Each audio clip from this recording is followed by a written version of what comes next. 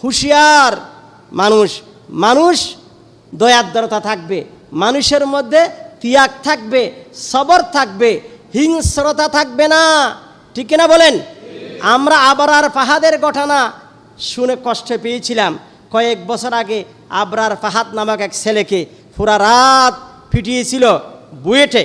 এটার প্রতিবাদ আমরা এখান থেকে করেছি, কিন্তু দুঃখজনক হলেও সত্য, একই ঘটনা এই দুদিন আগে ঢাকা বিশ্ববিদ্যালয় এবং জগন্নাথ বিশ্ববিদ্যালয়ে পিটিয়ে দুজন ছাত্রকে হত্যা করা হয়েছে। নাউজুবিল্লাহ বলেন সবাই। যেই করুক, আমরা মানবতার পক্ষে, আমরা হিংস্রতাকে ঘৃণা করি, আমরা হিংস্রতাকে ঘৃণা জানাই। যেই হোক না কেন, আপনারা কেন আপনারা ক্ষমতা হাতে কেন নেবেন? বিচার কেন? বিচারহীনতার সংস্কৃতি থেকে আমরা মুক্তি পেতে চাই। আপনি যে হন না কেন, একজনকে পিটিয়ে একদম মেরে ফেলা হলো ঢাকা বিশ্ববিদ্যালয়ে, আর একজনকে জগন্নাথ বিশ্ববিদ্যালয়ে। যেই ট্যাগই লাগানো হোক, এক সময় রাজাকার ট্যাগ লাগাইলে, ছাত্র শিবির ট্যাগ লাগাইলে পিটিয়ে মারি ফেলা হালাল ছিল।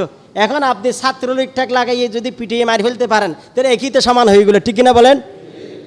সুর ট্যাগ লাগিয়ে পিটিয়ে মারি ফেলবেন, এই আইন আপনি কোথায় পেয়েছেন? এটা তো আপনাকে আল্লাহ এই অধিকার দেন, একজন মানুষকে মারি ফেলবেন, আপনি জান দিতে পারবেন?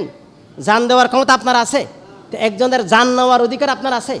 আপনার জানও তো আপনি নিতে পারবেন না। আপনি আত্মহত্যা করতে পারবেন না। হারামুন ওয়ালা তুলকি বিআইদিকুম ইলা তাহলুকা। আপনি আত্মহত্যা করতে পারবেন না, আপনার জান আপনি নিতে পারবেন না। তা আপনি আরেকজনের জান কীভাবে নিলেন? এই জানটা আপনি সৃষ্টি করেন নাই। যেই করেন, আপনাদেরকে আমরা সতর্ক করতেছি, ওই সংস্কৃতি আমরা আবার চাই না, যেটা বিচারহীনতা যে 15-16 বছর বাংলাদেশে চলেছে, সেই বিচারহীনতা থেকে আমরা বের হতে চাই। একটা মানবিক বাংলাদেশ চাই, যেখানে আইন চলবে, যেখানে বিচার চলবে, যেখানে মানুষ নিজের বেঁচে থাকার অধিকার পাবে, মানুষের অধিকারগুলো নিশ্চিত হবে।